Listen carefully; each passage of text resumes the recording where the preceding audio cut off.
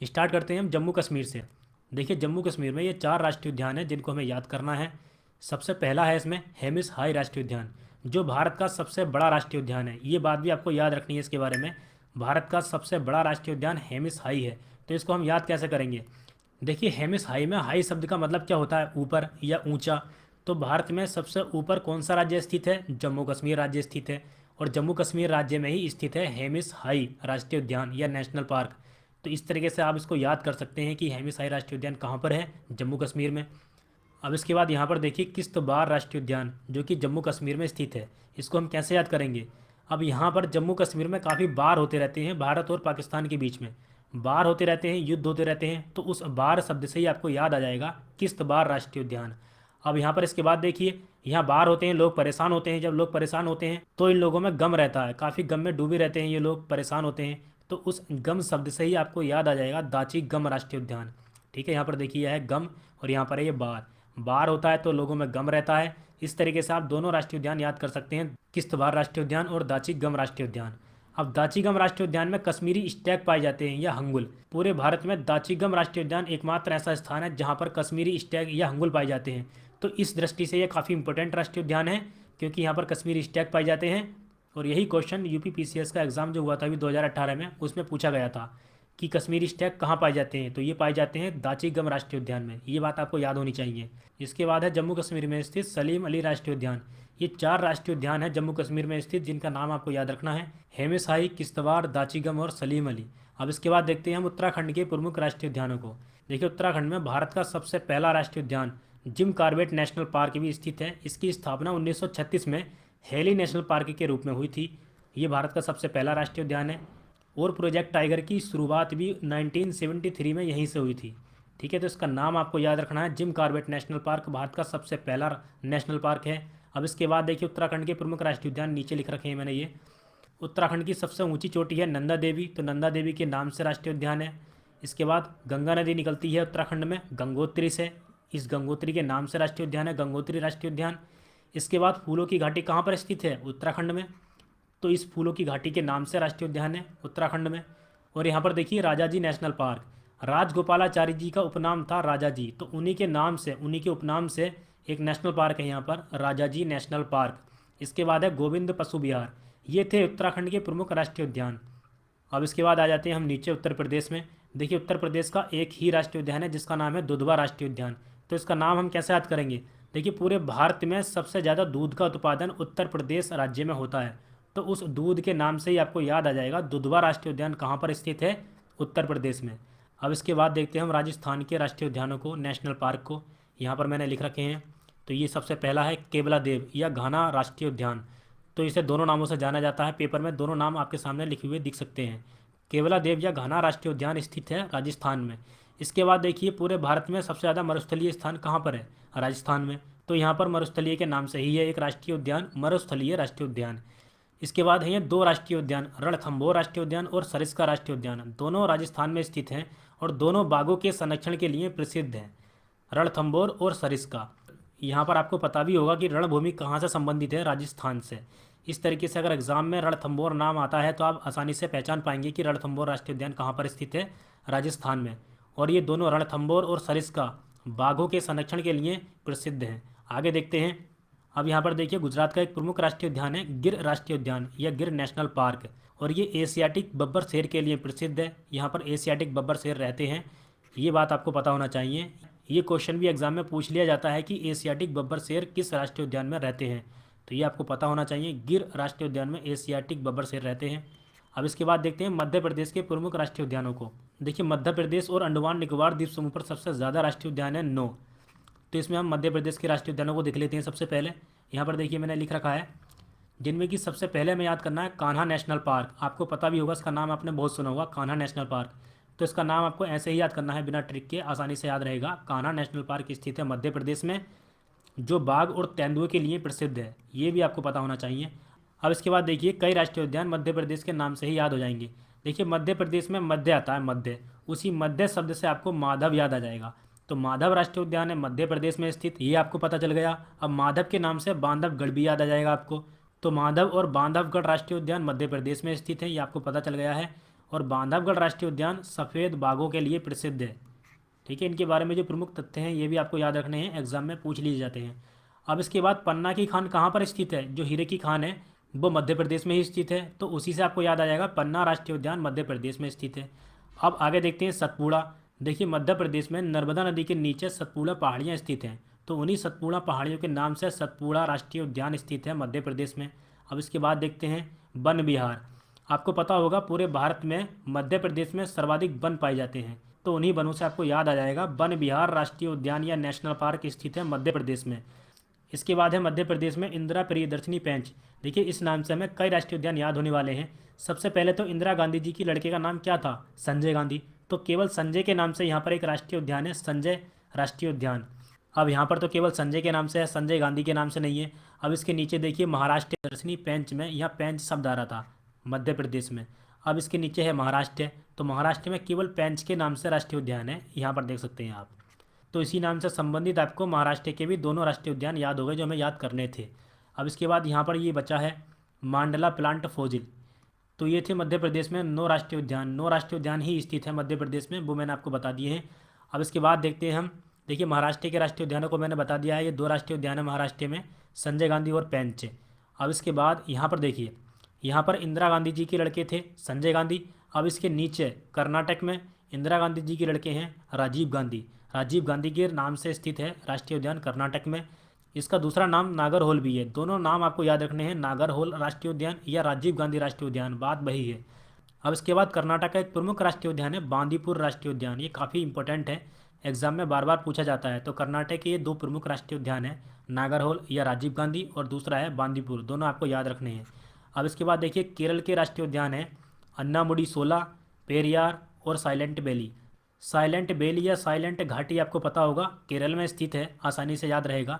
इसके बाद पेरियार नाम की नदी भी है केरल में, तो उसी नाम से आपको याद हो जाएगा पेरियार राष्ट्रीय उद्यान। और ये हाथी के संरक्षण के लिए प्रसिद्ध है, ये आपको पता होना चाहिए, हाथी के लिए प्रसिद्ध है पेरियार।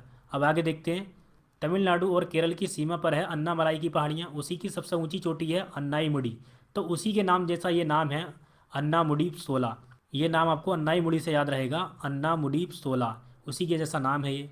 तो ये 3 राष्ट्रीय उद्यान थे केरल में स्थित, अन्नामुडी सोला, पेरियार और साइलेंट वैली, ये 3 प्रमुख राष्ट्रीय उद्यान हैं केरल के। अब इसके बाद यहाँ पर देखिए गोवा का राष्ट्रीय उद्यान है महावीर राष्ट्रीय उद्यान, ये गोवा में स्थित है, ये आपको ऐसे ही याद रखना है। आगे देखते हैं हम, देखिए आपको पता होगा भारत की सबसे ऊंची चोटी K2 यहाँ पर स्थित है, K2, ठीक है। अब दूसरी सबसे ऊंची चोटी है भारत की सिक्किम में स्थित कंचनजंगा के नाम से, तो उसी के नाम से सिक्किम में स्थित है कंचनजंगा राष्ट्रीय उद्यान, ये आपको पता चल जाएगा आसानी से। अब इसके बाद यहाँ देखिए नामदफा राष्ट्रीय उद्यान, अरुणाचल प्रदेश का एक प्रमुख राष्ट्रीय उद्यान है नामदफा, बार बार एग्जाम में आता रहता है, ये नाम आपको याद रखना है। इसके बाद यहाँ देखते हैं असम के ये 2 प्रमुख राष्ट्रीय उद्यान हैं जो बार बार एग्जाम में पूछे जाते हैं, काजीरंगा राष्ट्रीय उद्यान और मानस राष्ट्रीय उद्यान। काजीरंगा राष्ट्रीय उद्यान एक सींग वाला गैंडा के लिए प्रसिद्ध है, ठीक है। इसके बाद मानस जंगली भैंसे के लिए प्रसिद्ध है। इनके बारे में आपको ये प्रमुख तथ्य भी याद रखने हैं, काजीरंगा राष्ट्रीय उद्यान एक सींग वाले गैंडे के लिए प्रसिद्ध है और मानस है जंगली भैंसे के लिए। अब इसके बाद देखते हैं नीचे, यहाँ पर देखिए ये है मणिपुर। तो मणिपुर में आपको पता होगा एक तैरती हुई झील है लोकटक झील, जिसे तैरती हुई झील कहा जाता है। तो उसी झील में स्थित है केबुल लामजाओ, जो विश्व का एकमात्र तैरता हुआ राष्ट्रीय उद्यान है, ठीक है। बहुत ज़्यादा इंपॉर्टेंट है केबुल लामजाओ, क्योंकि ये विश्व का एकमात्र तैरता हुआ राष्ट्रीय उद्यान है, इसलिए इंपॉर्टेंट है ये। आगे देखते हैं, यहाँ पर देखिए बिहार है, तो बिहार में एक ही राष्ट्रीय उद्यान है वाल्मीकि राष्ट्रीय उद्यान। तो ये नाम आपको याद रखना है कि बिहार में कौन सा राष्ट्रीय उद्यान है, वाल्मीकि। इसके बाद झारखंड का एक प्रमुख राष्ट्रीय उद्यान है बेतला राष्ट्रीय उद्यान, ये भी आपको याद रखना है। और उड़ीसा का एक प्रमुख राष्ट्रीय उद्यान है सिमलीपाल, ये एग्जाम में आता रहता है, सिमलीपाल राष्ट्रीय उद्यान। तो ये कहाँ पर स्थित है, उड़ीसा में। अब इसके बाद यहाँ देखिए महाराष्ट्र से एक नदी निकलती है गोदावरी नदी, जो दक्षिणी भारत की सबसे लंबी नदी है। तो जब गोदावरी नदी यहाँ पर आ जाती है तो यहाँ पर इसकी सहायक नदी है इंद्रावती, जो कि छत्तीसगढ़ की एक प्रमुख नदी है। यहाँ पर है लगभग वो नदी, देखिए मैं बना दे रहा हूँ। तो यहाँ पर है छत्तीसगढ़ में इंद्रावती नदी, उसी के नाम से है एक इंद्रावती राष्ट्रीय उद्यान, ये आपको पता भी होगा। देखिए नदियों की वीडियो मैंने सभी नदियों को ठीक से बता रखा है, उन वीडियो को आप देख सकते हैं। इसके बाद देखते हैं हम, यहाँ पर है आंध्र प्रदेश। तो आंध्र प्रदेश का एक प्रमुख राष्ट्रीय उद्यान है पापीकोंडा, ये नाम भी आपको याद रखना है, पापीकोंडा आंध्र प्रदेश का राष्ट्रीय उद्यान है। अब इसके बाद देख लेते हैं हम तमिलनाडु के प्रमुख राष्ट्रीय उद्यानों को। देखिए यहीं पर है मन्नार की खाड़ी, तो उसी के नाम से है एक मन्नार मैरीन या मन्नार की खाड़ी राष्ट्रीय उद्यान। ठीक है, ये नाम आपको आसानी से याद रहेगा। अब इसके बाद है मुदुमलाई। मुदुमलाई नाम से ही आप समझ जाएंगे कि ये कहाँ का राष्ट्रीय उद्यान होगा। तो मुदुमलाई राष्ट्रीय उद्यान तमिलनाडु का एक प्रमुख राष्ट्रीय उद्यान है। अब आगे हम बचे हुए राष्ट्रीय उद्यानों को और उनके बारे में प्रमुख बातों को देख लेते हैं, प्रमुख तथ्यों को। यहाँ पर देखिए सबसे ज़्यादा राष्ट्रीय उद्यान कहाँ पर स्थित है, मध्य प्रदेश और अंडमान निकोबार द्वीप समूह पर, दोनों जगह 9 राष्ट्रीय उद्यान है। तो मध्य प्रदेश के तो मैं पहले बता चुका हूँ। अब यहाँ पर देख लेते हैं हम अंडमान निकोबार के प्रमुख राष्ट्रीय उद्यान। तो सबसे पहला है उत्तरी बटन द्वीप, जो प्रमुख हैं उन्हीं को याद करेंगे हम। तो बटन द्वीप के नाम से ही हैं 3, उत्तरी बटन द्वीप, मध्य बटन द्वीप और साउथ बटन द्वीप, या साउथ या दक्षिणी बटन द्वीप। अब इसके बाद यहाँ पर देखिए सैडल पीक, अंडमान निकोबार की सबसे ऊंची चोटी का नाम है सैडल पीक, उसी के नाम से यहाँ पर राष्ट्रीय उद्यान है सैडल पीक। इसको आप आसानी से याद कर सकते हैं। यहाँ मैंने बताया था साउथ बटन द्वीप, जो भारत का सबसे छोटा राष्ट्रीय उद्यान है, इसलिए भी ज़्यादा इंपॉर्टेंट है, ये आपको याद रखना है। आगे देखते हैं। यहाँ पर देखिए जिम कॉर्बेट नेशनल पार्क, इसके बारे में वैसे मैं पहले ही बता चुका हूँ आपको। 1936 में हेली नेशनल पार्क के रूप में इसकी स्थापना हुई थी, मतलब पहले इसका नाम था हेली नेशनल पार्क। ठीक है, भारत का सबसे पहला नेशनल पार्क है ये, और यहीं पर सबसे पहले प्रोजेक्ट टाइगर की शुरुआत हुई थी 1973 में। अब इसके बाद यहाँ देखिए इंद्रावती राष्ट्रीय उद्यान। अब इसके बारे में ये बात पूछ ली जाती है एग्जाम में, तो मैंने यहाँ लिख रखा है छत्तीसगढ़ में बस्तर क्षेत्र के दंतेवाड़ा जिले में ये स्थित है। तो ये कहाँ स्थित है ये पूछ लिया जाता है, छत्तीसगढ़ में ये कहाँ स्थित है, तो मैंने यहाँ लिख रखा है। अब इसके बाद देखते हैं आगे राजाजी राष्ट्रीय उद्यान। इसका नामकरण स्वतंत्र भारत के प्रथम भारतीय और अंतिम गवर्नर जनरल राजगोपालाचारी, जिनका उपनाम था राजाजी, इस राष्ट्रीय उद्यान की स्थापना की गई थी। ये बात मैं आपको पहले ही बता चुका हूँ, राजाजी के नाम से। अब आगे देखते हैं। यहाँ पर देखिए 2 राष्ट्रीय उद्यान है जो सागरीय राष्ट्रीय उद्यान है। ठीक है, इसलिए प्रमुख है। मन्नार की खाड़ी जो कि तमिलनाडु में है, ये भी मैं बता चुका हूँ आपको पहले, और एक है मेरीन कच्छ की खाड़ी जो कि गुजरात में है। ये दोनों राष्ट्रीय उद्यान सागरीय राष्ट्रीय उद्यान है। अब इसके बाद जो राष्ट्रीय उद्यान मैंने ऊपर नहीं लिखे थे उनको हम यहाँ देख लेते हैं। तो सबसे पहले हम देखते हैं हिमाचल प्रदेश के राष्ट्रीय उद्यानों को। तो इसमें सबसे पहला है बृहद हिमालय राष्ट्रीय उद्यान। यहाँ देखिए आप हिमालय के नाम से ही समझ जाएंगे बृहद हिमालय कहाँ पर है, उत्तरी भारत में स्थित है बृहद हिमालय, और वहीं पर है हिमाचल प्रदेश। तो इस हिमाचल के नाम से भी आप समझ जाएंगे हिमालय हिमाचल, हिमालय के नाम से एक ही राष्ट्रीय उद्यान है जो कि हिमाचल प्रदेश में स्थित है, बृहद हिमालय राष्ट्रीय उद्यान। इसके बाद ये 4 प्रमुख राष्ट्रीय उद्यान हैं, इनको हम एक ही लाइन से याद कर सकते हैं। यहाँ पर देखिए आपको ये लाइन याद रखनी है, इन खिर पिन सिम, इसी से ये चारों राष्ट्रीय उद्यान याद हो जाएंगे। 3-4 बार बोलने से ये लाइन आपको आसानी से याद हो जाएगी, इन खिर पिन सिम। इसमें इन से हो जाएगा इंदर किला, खिर से हो जाएगा खिर गंगा, पिन से हो जाएगा पिन घाटी, और सिम से हो जाएगा सिम बाल बारा। इस तरीके से ये चारों राष्ट्रीय उद्यान आपको याद हो जाएंगे। अब इसके बाद देखते हैं हम हरियाणा के प्रमुख राष्ट्रीय उद्यानों को।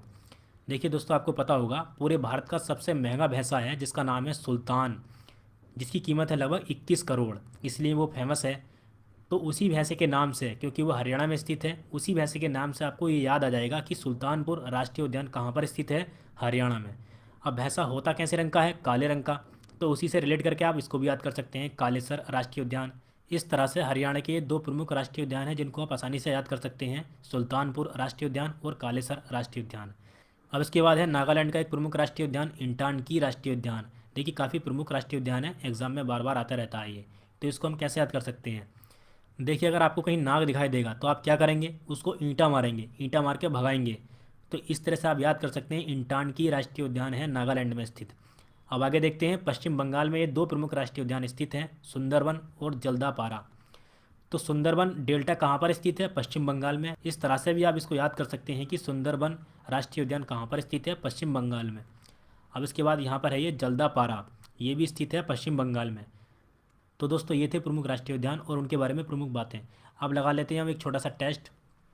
तो यहाँ पर है एक छोटा सा टेस्ट, लास्ट में आपसे मैं एक क्वेश्चन पूछूंगा जिसका आंसर आपको नीचे कमेंट में देना है। तो चलिए स्टार्ट करते हैं।